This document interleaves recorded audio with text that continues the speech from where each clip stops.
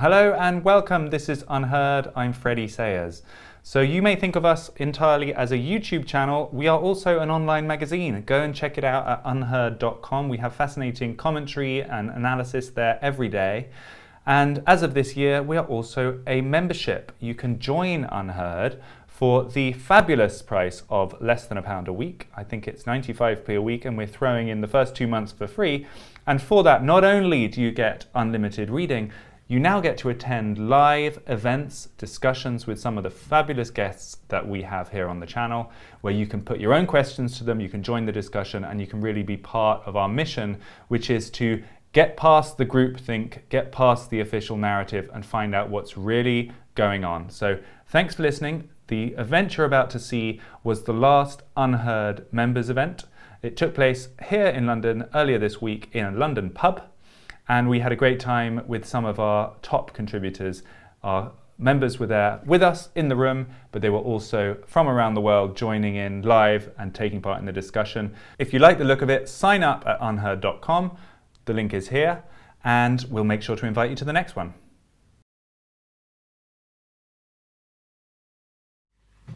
We're not aiming today to focus on so much the practical things, which I guess I talked about quite a lot already, you know, people working from home more, or whether they're enjoying baking bread or those kinds of things, important though they are. And we're not actually going to be relitigating the scientific controversies today. So if you came with sort of gloves on for a real Barney about the R rate or something like that, I'm afraid, important though that is too, we're not really planning to focus on that. The idea is more to just reflect on the momentous period that hopefully is now passing. It's been 15 months since we were able to gather. Even during the heights of summer last year, there weren't parties, there weren't academic conferences. It's been an enormous shift in our way of life.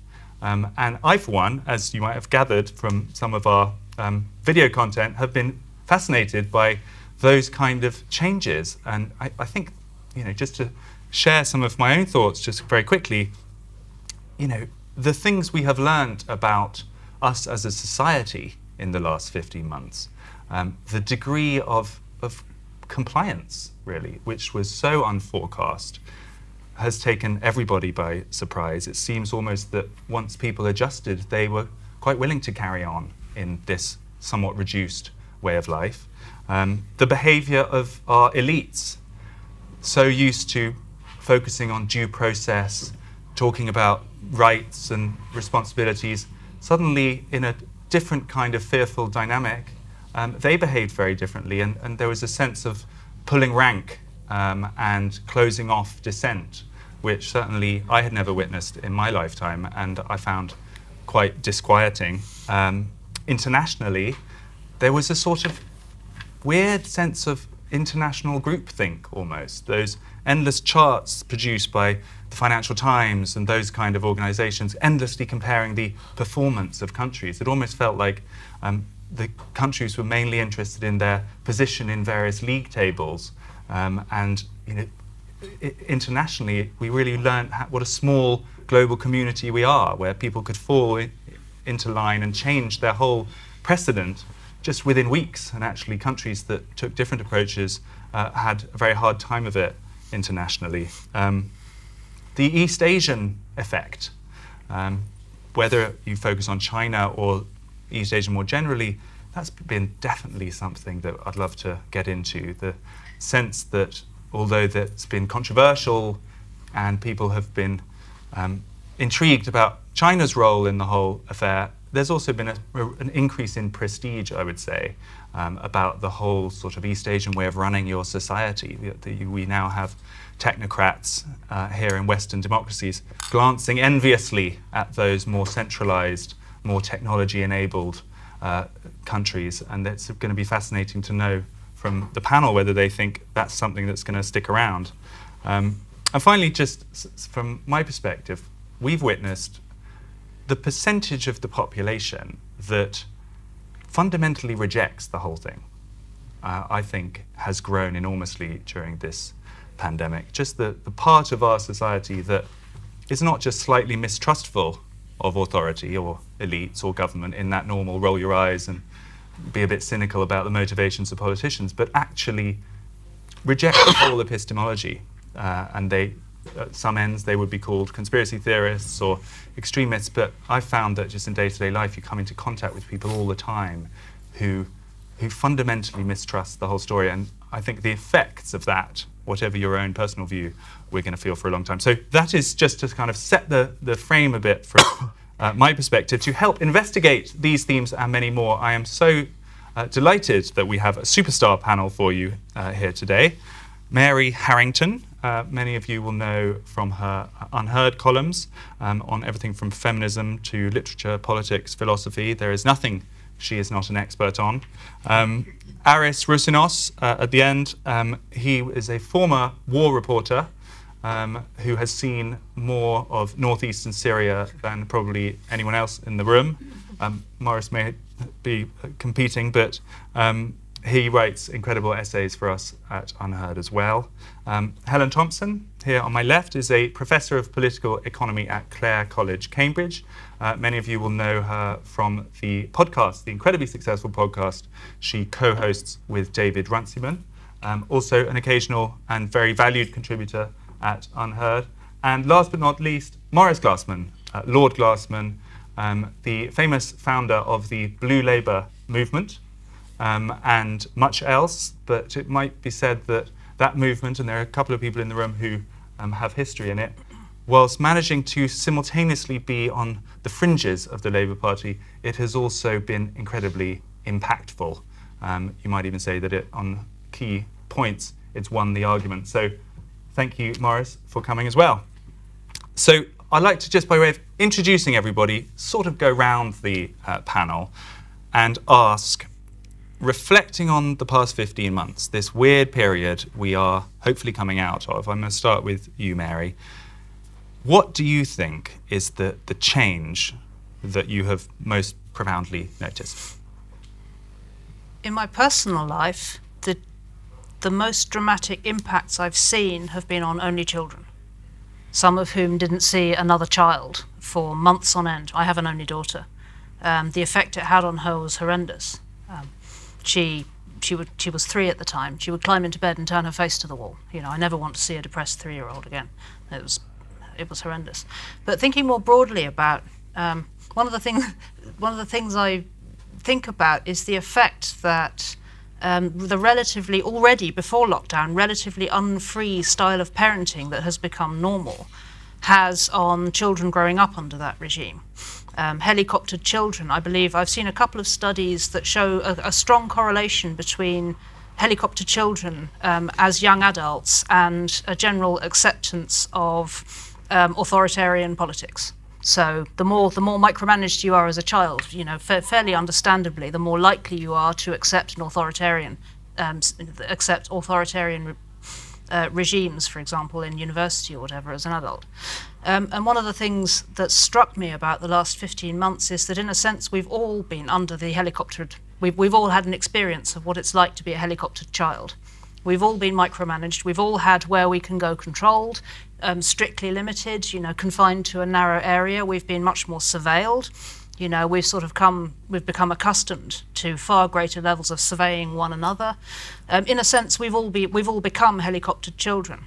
And my fear is that unless we can shake our heads and clear that fog of being helicoptered from our entire way of being, then it will be the death knell for a general acceptance of the norms of liberal democracy. I'm not optimistic on this front. I think liberal democracy was getting hollow even before the pandemic happened. I also think that there are a number of people who thoroughly enjoyed being able to implement political changes without having to go through a democratic process. You know, I was frankly not surprised to see the lockdown extended. I will not be surprised to see it extended again. I think there are a number of people who, well, it makes life a lot easier if you don't have to go through Parliament, let's just say. So, you know, I wouldn't be at all surprised if there are people who'd really just like to capitalise on the fact that everyone's become, as it were, sort of numb to the experience of being helicopter children, and just effectively continue that as a political regime indefinitely. Well, quite a punchy start, Mary. Thank you for that. There's a lot there that we could pick up on and possibly spend a whole hour talking about, but I just want to introduce everyone else. So, Helen, what would be your kind of summary thought going into this? Well, I think the thing that I spend most time thinking about, which is obviously not quite the same thing, whether it's the most had the biggest impact, is like what the experience says. Well, both says about this culture's attitude towards the idea of progress, and what it might have done to that idea of progress. Because it seemed to me right from the start there was 2 or 3 things really, and 2 of them went in one direction and one of them completely went in the other. And the first went in the direction of a psychic shock, I think, to this, I would call it a quasi-religious faith that dominates our culture, in this faith in progress, is that we could stop. Not everybody got to stop. And those of us who got to stop essentially got to be serviced by people who were so indispensable that they had to carry on and couldn't stop. And I think that that was quite a difficult thing for people who were used to thinking of themselves as important, actually, to come to terms with, too, that they had to stop, and that these people who they thought were less important than them didn't have to stop, because they were actually the essential ones. But the idea that we could collectively stop, that in some sense most of the world stopped, at least in the early few weeks in March, and that wasn't something that was supposed to happen, and that it could happen, as we thought then at least, because of something to do with nature. I think that was a psychic discovery for a lot of people, because I think that they thought that wasn't something, the stopping couldn't happen, and that nature could do this to us couldn't happen either. But at the same time, we were having, by the end of, or through most of March, we were having a financial crisis that I think has been underwritten now in terms of the way in which we remember the early part, because in the end the central banks fixed it, so to speak. They didn't fix it, but they stabilised it, and they threw everything at it, and that essentially that they stopped there being a financial market crash. It would have made actually coping with this crisis in a practical sense, if that hadn't happened, I think pretty impossible. So there's a kind of like, yes, central banks, the technocrats can rescue us. And then at the same time, the whole way of dealing with the crisis was, we're going to put our faith in vaccines. And that vaccines had to come, because that was the only way in which the decisions that were being made any sense, even when there wasn't a lot of confidence coming out of the government. I remember like Boris Johnson in sort of early September still saying some quite negative things about, or not negative, pessimistic things about vaccine. Yet the whole policy only made sense if the vaccines were going to come. And now that's held up as kind of like science can rescue us. And so we see sort of like this sort of boost to the idea that science is the agent of progress. And I think that part of the reason why we see people in some sense all over the place in the stories in which they're telling themselves is because these 2 things, these 2 experiences of the pandemic pull in such different directions. And so people are a bit bewildered. And I think that it's compounded by the sense that if we go back to that year before the pandemic happened and look at what was going on then, including the commitments governments were making to carbon neutrality, that very faith in progress was being put to the test then as well. And I think that we're just living through such deeply unsettling times, and it's quite difficult to know at the moment, I think, whether the pandemic will just seem like one part of a much longer story, or whether it actually was something that was its own experience. Great. Let me come to you, Aris, if I may. What would be your opening thought? I suppose it's going to be a minority opinion, but I'm actually quite optimistic, or cautiously optimistic. I think lockdown itself is fundamentally just a distraction, a minor inconvenience in historical terms, but it's been a catalyst which it's moving us on to a new era of history, I think. And it's like, as a society, it's like we've gone into a dark tunnel, we've come out in a complete different space.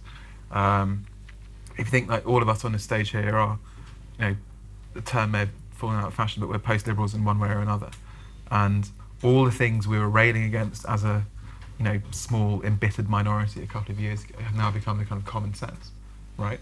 So like, it took the COVID experience, and it also took the COVID experience to kind of awaken people to our societal dependence on China, for example, and manufacturing in China and stuff like that, to really bring that to a head.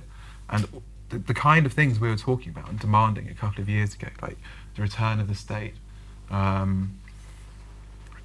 the end of this kind of unthinking neoliberal consensus, that's all been accelerated by COVID.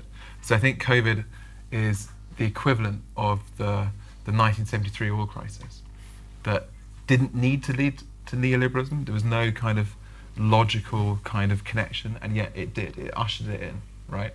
It was this kind of catalyst event that created it. And in the same way, even though COVID itself, there's no logical connection to the end of neoliberalism, it has ushered in this kind of, actually, if you look at what's going on, a very rapid move to this kind of statist, dirigist kind of vast historical pendulum swing in the other direction against all the things that we are against. So in that sense, which you welcome then? Yeah, absolutely. Well, we definitely want to come back to that as well. Maurice. Yeah. So thanks, Freddie, and it's really wonderful to be here, and I'm waving to the people on the screen. It's great to see your faces, but above all, real physical presence. It's really lovely to see everybody and be here. Yeah, the problem with going last on the panel is that everybody's kind of taken the thoughts that I'd had before, and it kind of expressed them very well. So I'll go in a kind of different way. I'm agreeing with Aris. So when, just let's go back to, January before last, before the virus, when COVID was, I described it as a cloud no bigger than a man's hand hovering over Wuhan, and it, what? Like, stop it, we're an island, the wind will blow, and we'll be fine. I remember really thinking that. And the three features of this new era, Aris, that you're talking about, I wrote about this in UnHerd, was first of all, a greater power for the state in the economy, that was understood, and that was going to happen. Does anybody remember Brexit? That's what we went through for 3 years, and then there was the new class coalition underpinning the government. But much more significant for me was that the working class really mattered, that they had agency, and obviously chose to exert it against my party for completely understandable reasons, and that was all part of that. That was the clarity and the meaning of that Brexit interregnum. So a greater role for the state, a greater importance for the working class, and the places, and the importance of place and the places that they lived became much more significant. So that's where I stumbled into lockdown. So I just want to talk about the two shocks that I kind of got following that, and everything seemed to. Do you remember when we clapped NHS workers, and do you remember when bus drivers were applauded driving out of bus stations? There was this recognition, big class recognition, which became really intense in COVID. The class distinction between people who could work from home and people who had to leave home and go to work, usually with their hands and usually to help other people. So there was a very strong, so it wasn't the case for huge numbers of people that they could just go on Zoom and do their job. In fact, I've got a theory that if you eliminated everybody who did their work on Zoom, would we notice? That's, there's a thought. I come back from, I went to Parliament today, and it was really like a haunted house. It was deserted. It was, so Mary, would we notice? It was a dead house. There was no power in it. There was no relationships in it. It was very bad. So the two then really big is that then, if you remember, this kind of heroes, workers, respect for working class people doing their jobs got completely blown out by George Floyd, BLM, that was a big shock. So that was a kind of jolt. That was the return of race theory, identity politics, polarization, trial by social media, and that has been an incredibly powerful component of this period. There's been no politics, so all of this went on So in virtual space. Sorry, Freddie, I'm getting to the point. So the two things that really shocked me, well, first of all, was the awareness of the power of China. In general, to the possibilities of a society without politics, without democracy, without liberty, completely techno, mediated through a screen, where you got kind of awarded or not awarded for how you conformed, for your compliance, really. This was a compliant, and I never thought that was possible, but then I understood our dependency for face masks, for PPE, for all the things that we needed. So, whereas before I was celebrating the end of sort of globalization, Aris, and the re-emergence of that first period was brilliant in lockdown, when Germany just sealed its borders entirely, something it didn't even do in the Second World War, where it refused to export anything, all the nation states returning. But then the awareness of an alternative system that was viable, plausible and powerful, that was utterly without humanity. And the second thing that really shocked me was that the churches closed down. That for the first time in our history, the church doors were closed, the lights were turned off. Credit to the Catholics, they kept the lights on.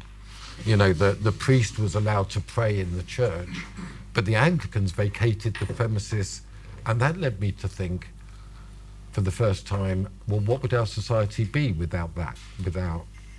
Without that presence of love, compassion, mercy, forgiveness. And then that led me to reflect on the utter lack of forgiveness, mercy, compassion that existed, on the absence of real. What we're talking about here is real physical presence. The abolition of real physical presence scared me, and still scares me in that way. So those two things, China, the church, and thanks for adding children, because now I've got 3 CHs in a row. Those were the shocks. So there's what you notice, at least I notice here, is that you can have a group of people who sort of think quite similarly about some things, and yet who can come out of an experience like this with a very different sense of whether it's for the positive and whether there's things to be hopeful about, or whether it's just scary and bad. And you'll probably be unsurprised to know my selfish experience of it was much more the second. We had, even within our office, within this panel, there were people took very divergent views, and for some people there was a sense after that long period of sort of hyper-liberalism that here somehow we were going to have a mission again. There was going to be something exciting. People were going to get to know their neighbours. The nation state was going to have a voice, and somehow this was going to be an exciting moment. And then, other people, and I would put myself in that category, were frightened from the beginning about it, and that if this was going to be the post-liberal world, I want my money back. It felt planned and centralised and frightening. Mary, you sounded a bit more on the sort of frightened end rather than positive end. Is that fair? Do you feel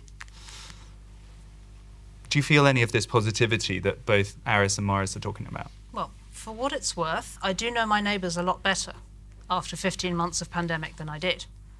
We started a WhatsApp group in the early days of the pandemic, which is now mostly about garage clearances and local gossip, which is great. And just the other day, one of my neighbours, who I'd never met before, who borrowed a darning needle off me a few weeks ago, came round with her children to visit our chickens.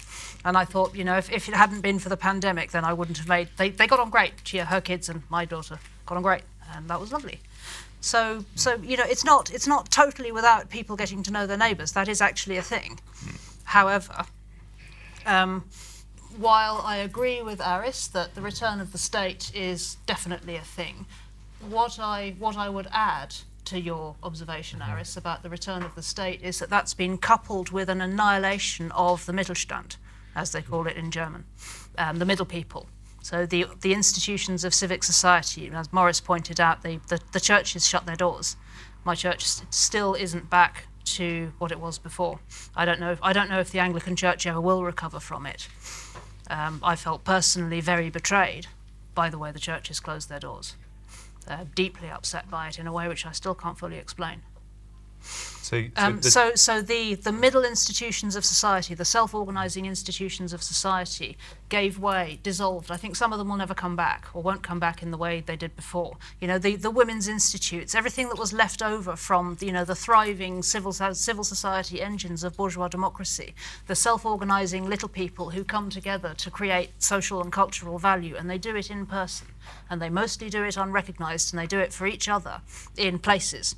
That was already fraying at the edges under, for all kinds of complicated social and economic reasons. And my fear is that having been replaced, as it were, by a sort of internet-mediated simulacrum of civil society, largely run from the centre via platforms or sort of pump-primed by the state, that those institutions just don't hold a candle, and what we'll end up with is the sort of internet power laws of 1990, where 1% get most of what's good, and the next 10% get some of the good stuff, and everybody else just has the crappy leavings. My fear is that's now just being rolled out through the entirety of society. So yes, I agree that we're seeing the return of the state, but I'm unsure as to how much I like the state that's returning. Sure. I mean, I think that's an almost kind of short-termist perspective. Sorry, I don't mean that to sound dismissive. Or, No, you can't. Trying to take this kind of grand historical view of it. Following up on something Maurice said about China and its kind of authoritarian effectiveness. Like suddenly we are presented with, there is an alternative, right? There are, the whole world we've been living in is there is no alternative. Turns out there are alternatives. And in the case of COVID, they turned out in the, authoritarian, brutal way to be far more effective at, containing it, eradicating it than we are. So suddenly, the world of ideology has opened up again. It's like there are actually different ideologies. And I think COVID functions as kind of like a dummy war, like a kind of, an initial run through of what a war with China would look like. And guess what? We'd lose, right? That's what it turned out. Like they're far more effective, they're far more organised, all this kind of stuff. And that's why all these kind of, the return to the state, all this kind of stuff, like it accelerated that movement that probably would have happened over the course of 10 or 20 years anyway. But it telescoped it into like a tiny kind of period, and all these things. So like people complain, centralization, Facebook's become more important, Amazon's become more important, all this kind of stuff. But it's a case of boiling the frogs quickly rather than slowly. Like now, we get more people talking about antitrust breaking up the vast power of Amazon and Facebook. Like it's become more politically salient. So I think even in the short term, if Jeff Bezos has become far richer, I think within 5 years, the effects of this period will have, by highlighting his disproportionate wealth and power and so on, will work in the direction that we want it to work in. That's what I think. So let me ask then, if effectiveness is the goal, and it increasingly sounds like that, if China, for example, can be more effective at dealing with a pandemic because they can just shut everybody and literally physically seal them in their homes in some cases because they have such vast centralized power, they can literally turn off society at a moment's notice. If that turns out to be more effective, and there are parallels economically that if output and effectiveness is what we measure success by, is there not a danger, Helen, that we lose other things that are important about what makes our society worth living in?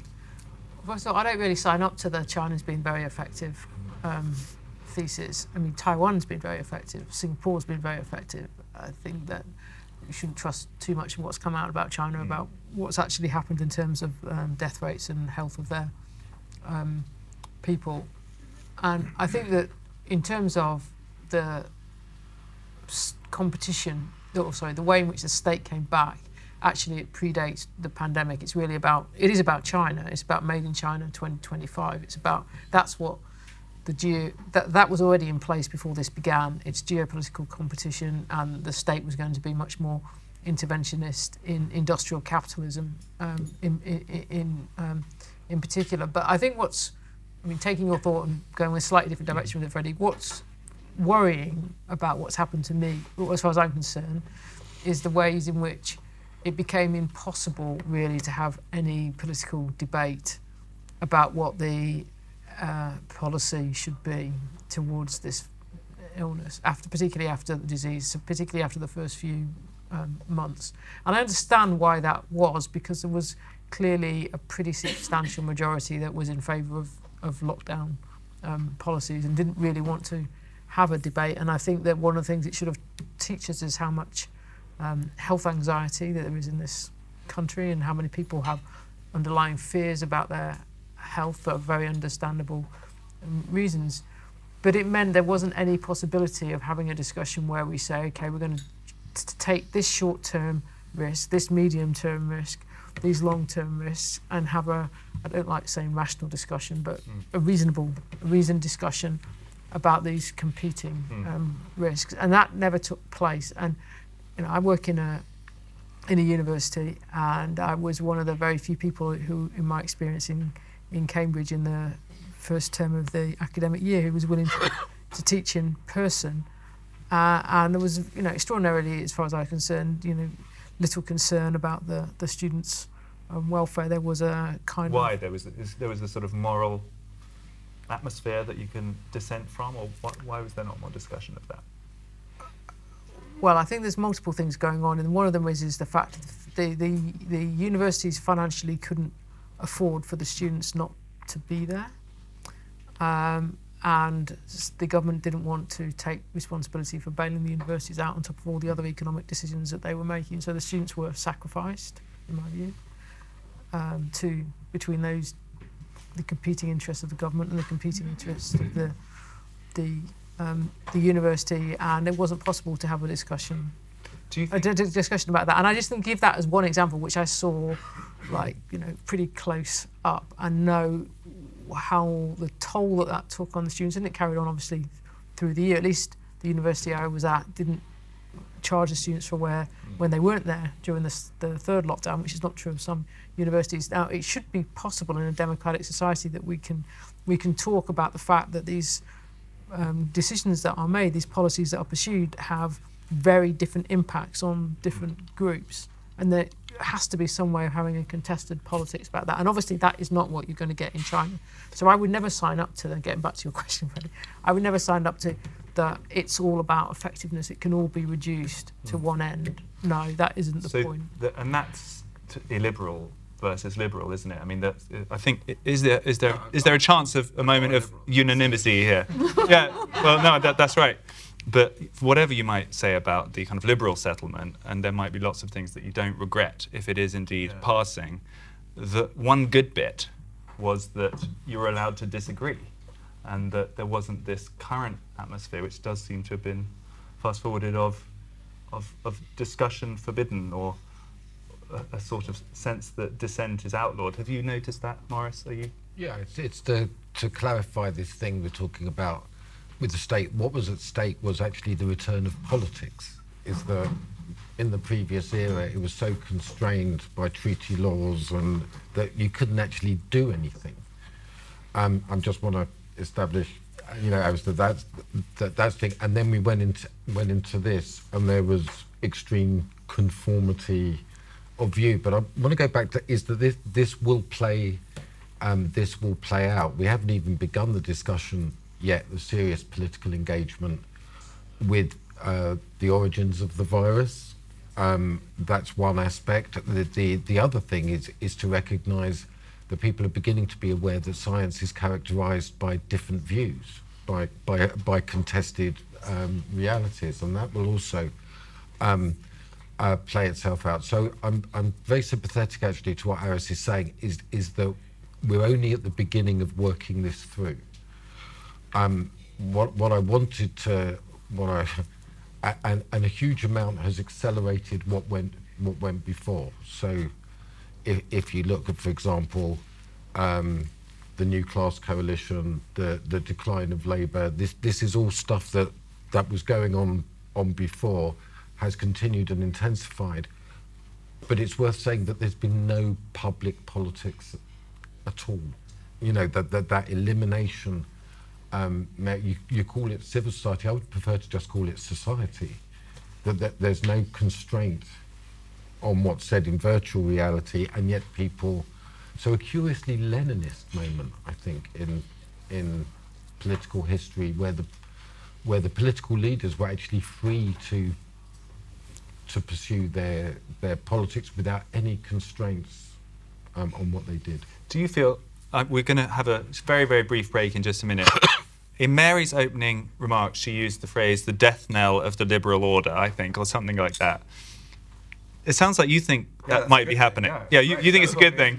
Yeah, but you think it's happening. Yeah, 100%. So you think it's the death knell of the liberal order, which was sort of beginning to crumble anyway, has been fast-forwarded by... It was rotting and hollow anyway.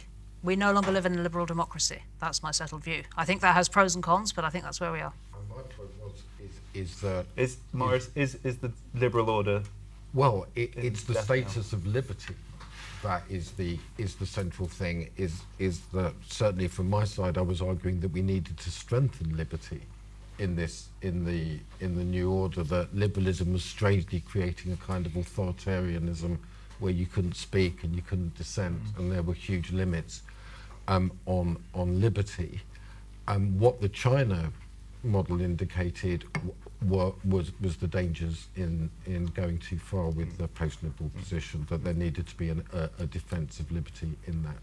I will quickly say, sorry, just to follow up on that, it's been a catalyst, an accelerant, but it's also been bottom up as well as top down.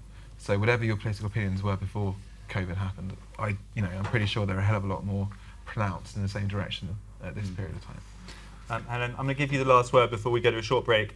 Do you think this has been the death knell of the liberal order? Well, I don't think there ever was a liberal order, so that's not really valid answer in that question. But what about globalisation as a end state? Well, I think that globalisation, I don't like that term, but if we're going to call that, but I think globalisation was finished by the time that, at least by 2015, by the time the Chinese were going down the road of Made in China 2025. I think what's interesting, if you look at it from the government, the politics at the government level, is I think they've been caught by surprise by the politics, because I think they thought there was going to be more of a contest, and were trying to balance out over the summer. They were clearly trying to balance out the health issue, the schools issue, which was pretty important to them, and the economy. And when you get to the autumn, through the second lockdown, they said, okay, we're going to let the economy go, but we're going to keep going with, we're going to keep schools open. And they were trying to engage with multiple risks, including the long-term risk, the long-term educational risk. And actually, I don't like this, don't get me wrong, but I think it's as much majority public opinion that's pushed it into being that the only risks that count are short-term health risks, as it is the actual desire of the government to keep it. Now, I'm not keep like that, and I'm not saying there aren't plenty of people in the government who might not like having, who might be quite keen on not having too much scrutiny of what they're doing, but I still think a lot of the decision about the priority that was given to competing risks actually came from bottom up. So you're not going to be a voice on this panel that says these guys are getting carried away, overexcited perhaps, and actually the world as it was before will pretty much come back. You're not taking that view. No, but I think the world that was there, if you stop the clock in like December 2019 or indeed in January 2020, the world was a very strange place already. I think that it was in turmoil. And I went back today and looked at the speech that Angela Merkel gave at Davos this year compared to the one that she gave in January 2020. So just as news of COVID is coming out of China, the one she gave in January 2020 is stranger and more disturbing than the one she gave this year. There we go. Strange world that is even stranger. I'm interested in the sense that there isn't any opposition to government policy, which is the only government policy is about COVID at the moment. So one of the things that to me is interesting is the amount of money that is being printed. No one seems to be at all bothered about that. Normally, I mean, it's the Labour Party that is accused of wasting money, I can assure you that if you're a small business like mine, I mean, we haven't done badly because grants appear in our account all the time. All the staff are on furlough. You get paid for it. It has to be paid somehow, or the national debt has to be greatly increased. The present government has, during this period, got away with a huge and extravagant amount of borrowing without anyone asking any questions about whether that money's being well spent. The PPE at the beginning was a scandal. 41 billion spent on PPE. Many of it people setting up companies overnight, buying PPE themselves and then selling it on to the state for much more. A strong opposition would have really been worried about their wastage, and no one has made any point about that at all. Let's actually kick off with that, because my suspicion is that this panel will be more in favour of increased spending than some other panels. Is there anyone here who would say that it's gone too far and that they are worried that we are spending too much, too centrally, and they want to see some more prudence? I'll give you a half answer to okay, halfway. But the point is, and this is where what happened in March of 2020 is really important, is because if the central banks hadn't been able to rescue the bond markets in March 2020, all these constraints would have come into play. And I think that the crisis would have played out quite differently if that hadn't happened. It was a real test as to see whether there was anything else that central banks could do to keep QE bond bubbles going, and the answer was yes, that they can. Now, I'm of the view that in the end that it won't be sustainable, but I've got no idea when that will be, and I don't think anybody else has got any idea when that will be. But my view of the debt now is like, it's gone far too far to think that anything that could be done in terms of raising taxes is going to make any difference. So I don't like it, and I think that it's long-term, medium, long-term, very problematic. But I honestly think that we're beyond the point of no return. There's nothing that can be done now that would stabilise the situation. It will just be the contingencies of the bond markets will play themselves out at some unspecified time in the future. And the better the governments understand that that will happen, and they will need to then to have some response to that, so much the better. But I think, I'm not saying I think it's a good thing that so much money can just be chucked around, particularly when you look at where some of it's gone, as you said. But I don't think there's a coherent policy response that can do anything about it any longer. Let me just bring in Mary on this question of the media, the last question that came online. If the political conversation has gone quiet, the online conversation or the conversation between people has shifted as well, hasn't it, over this period? Do you think it's a good thing?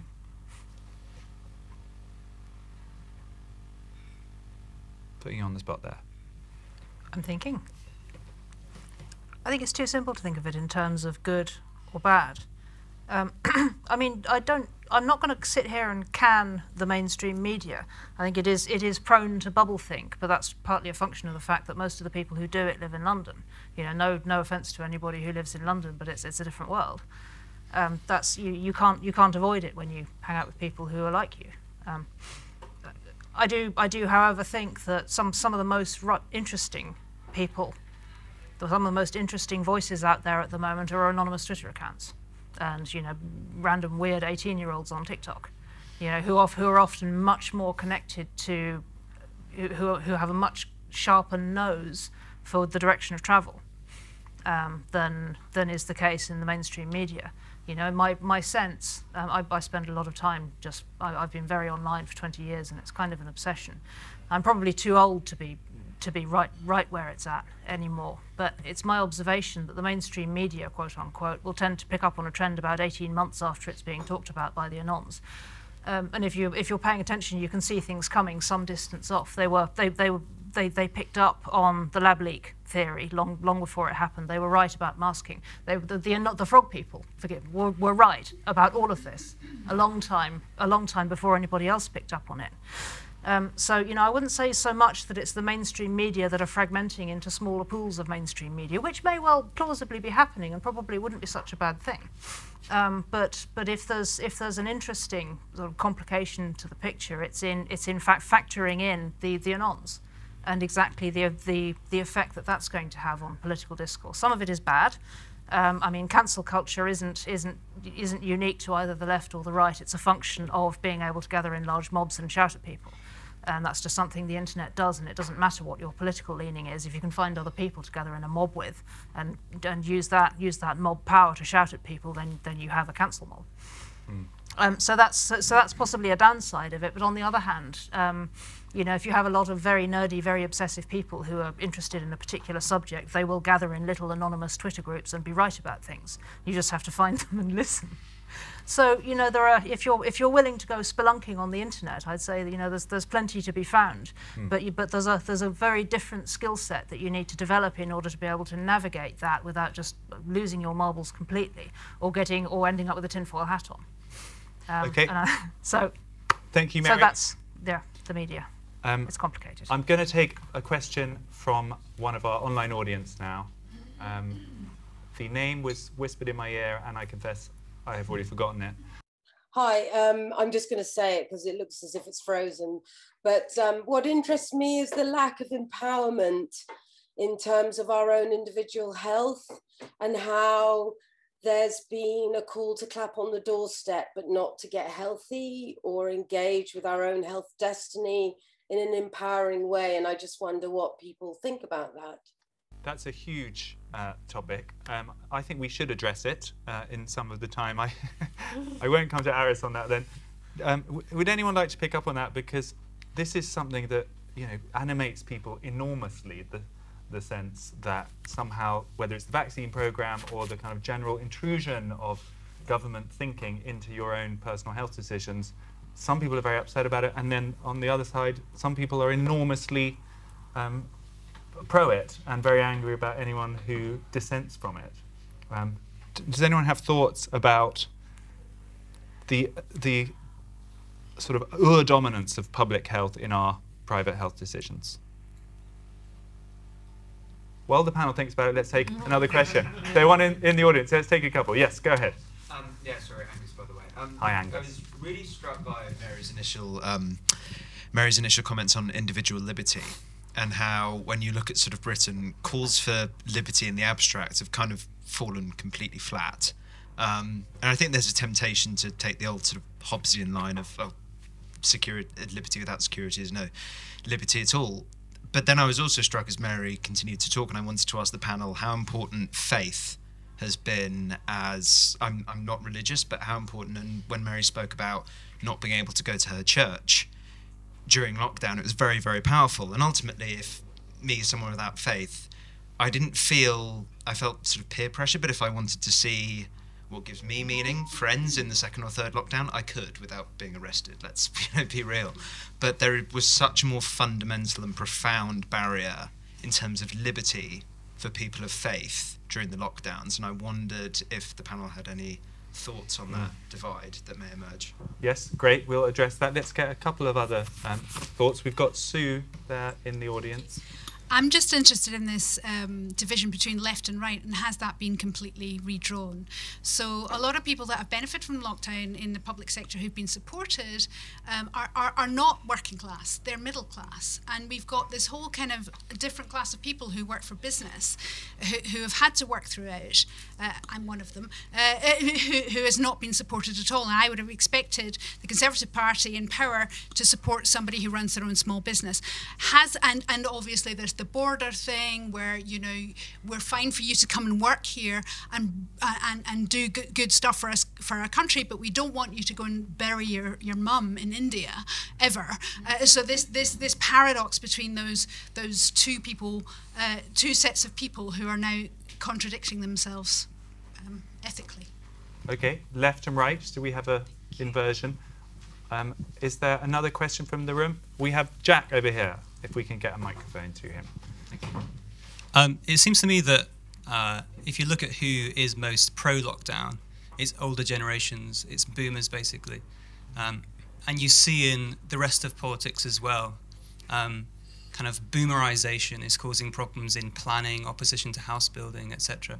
So how far do we think, this is kind of a broader question, how far do we think that the boomerization of politics as a kind of demographic issue is causing problems and will cause problems into the future as well? Can I?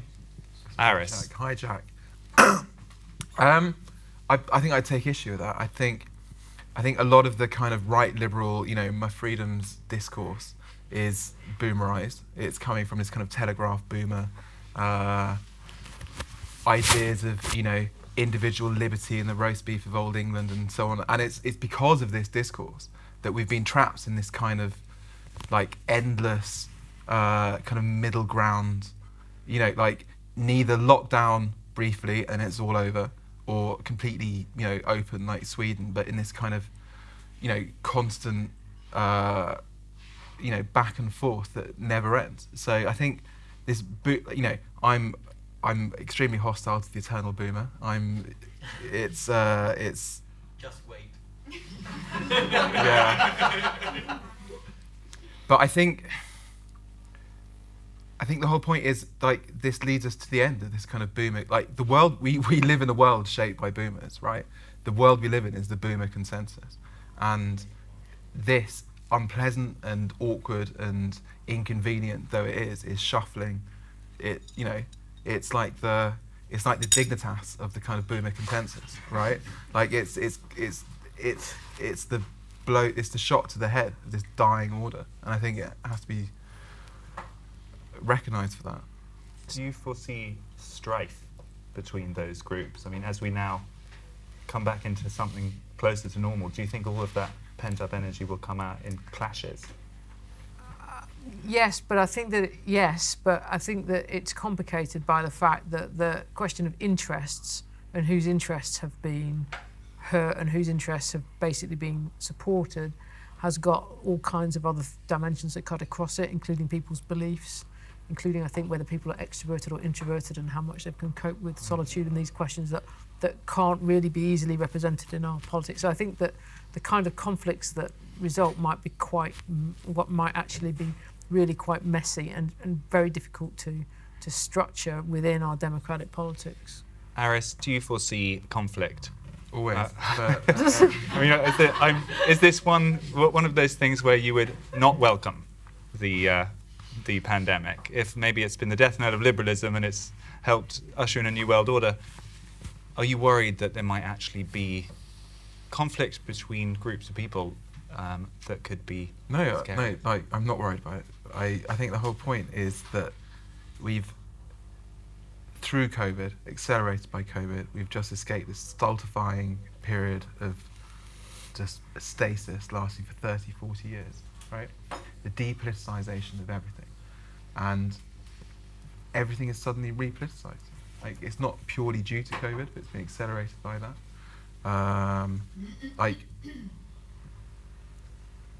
To a degree, we need more political conflict because we need people to actually realise there are alternatives and that those alternative futures, alternative visions are within our grasp if we take it, right? And yeah, of course we're going to disagree. And obviously on this panel we'll have our own chosen direction for which way we should go. And it's, So you're animated by the absolutely. sense of politics returned? Yeah. And what would it take for you to regret? To give you an example. change? Sorry, no. To give you an example, like when Helen was talking about the beginning of COVID, like there was an extraordinary kind of public acceptance of being situated in history, if that makes sense, of this period of like trial and torment and all coming together. And Britain being Britain, it was all framed in this kind of like pseudo World War II kind of conceptual framework, right? But at the same time, there is this kind of yearning for this, this grand, greater narrative, the return of history in some form or another. And no one is entirely sure what that is or what that means, and yet I think that's a fundamentally good and optimistic development. Mary, I'm going to let you come in there. Do you think that this sort of, if everything's suddenly up for grabs and all the cards have been thrown up in the air, maybe it's both an exciting moment, which could lead to a better world, but also a perilous moment, because if they fall the wrong way, there's lots of revolutionaries have sounded a bit like Aris, Indeed. saying smash it all down, bring in the New World Order, and then have been had a bit of buyer's remorse when it arrived. Are you worried at all about that we can get excited about a New World Order, but it could go horribly wrong? The question that interests me is what is not so much a new political world order as the new moral order.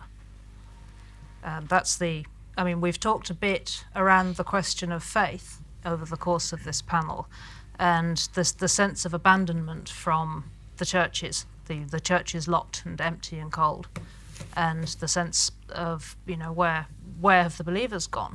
You know, what were they doing? And I mean, it's not as though Christian people were doing nothing. But in the meantime, you know, simultaneously we've had this highly mediated, highly elite supported outbreak of, you know, what just smells very strongly of religious piety to me, you know, in the form of the Black Lives Matter riots and everything which has fallen out of that, you know, which is perhaps, I'm not convinced that it's exactly a religious faith, but it's something very religious faith-like. And it's something, and it's also very strongly supported by fairly influential political people, and it has all the trappings of, you know, seeking to install itself, if you like, as an integrated moral and political order.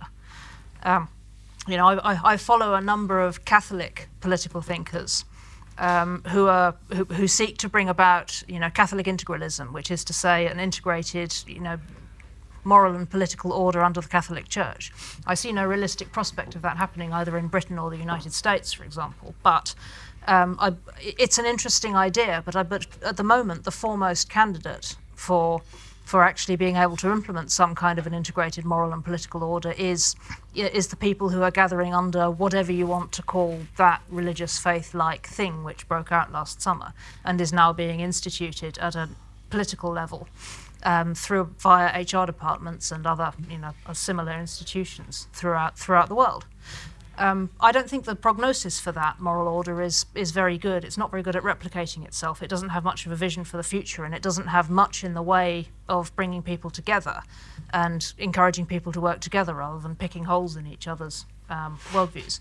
But it's what we have at the moment, and what interests me is where that's going to go next. You know, is it going to implode and turn into something more substantive that's able to replicate itself?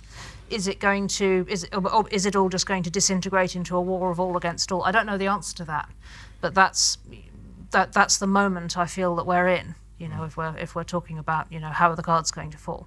In the short term, I think, get ready for a summer of hate. I think that's where we're going. I don't think that's long term, Aris, but I think that we haven't.